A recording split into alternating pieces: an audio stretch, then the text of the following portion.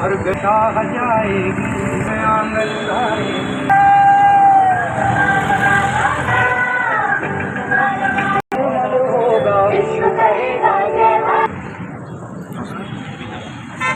नागरी कृती समिती ब्लॉगर्स ग्रुप आणि महानगरपालिकेच्या वतीनं गेल्या 2 महिन्यापासून नांदेड शहरातल्या एका भागामध्ये या ठिकाणी हे केलेलं आहे। सतत हे अभियान चालू आहे।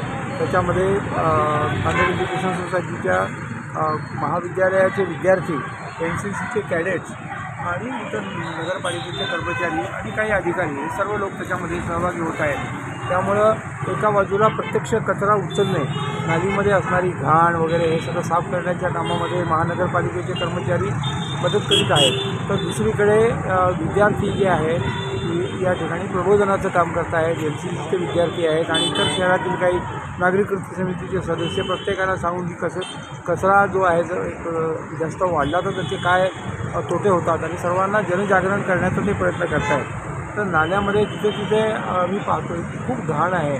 त्या ठिकाणी सगळे जे जंतू वाढतात, मग त्याच्या आरोग्याला मुलांना जास्त आजार होणे, त्याच्यामध्ये छातीचे विकार, दमा, खोकला, सर्दी वगैरे सगळे आजार त्याच्यामुळे वाढू शकतात आणि ते एकंदरीत सगळं वातावरण अतिशय घाणीचं अशा प्रकारचं वातावरण त्या ठिकाणी होऊ शकतं आणि रस्त्यावर कचऱ्याचे फार मोठमोठे ढीग आहेत, तर ते काही आपल्या शहराच्या दृष्टीनं हे काही चांगलं नाही। त्यामुळे त्यांचं प्रबोधन करण्याचं काम चालू आहे की त्याने कचरा जो आहे आपला कचरा कुंडीतच ठेवा आणि घंटा गाडी जेव्हा येईल त्या घंटा गाडीमध्ये तो कचरा टाकावा किंवा सायकल गाडीमध्ये टाकावा। अशा प्रकारचा एक प्रयत्न या ठिकाणी चालू आहे।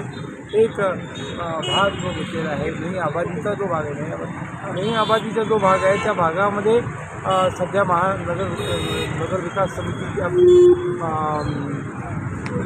नागरिक कृती समिती जी आहे ती हे करते आहे, त्या ठिकाणी केंद्रीभूत काम करते आहे, जेणेकरून ते एक जर मॉडेल तयार झालं तर ते इतर लोकांना सुद्धा त्याच्यापासून प्रेरणा मिळेल अशी याच्यामध्ये कल्पना आहे। धन्यवाद सर। आपण नांदेड शहरातील स्वच्छतेचे प्रबोधनात्मक कार्यक्रम करतात।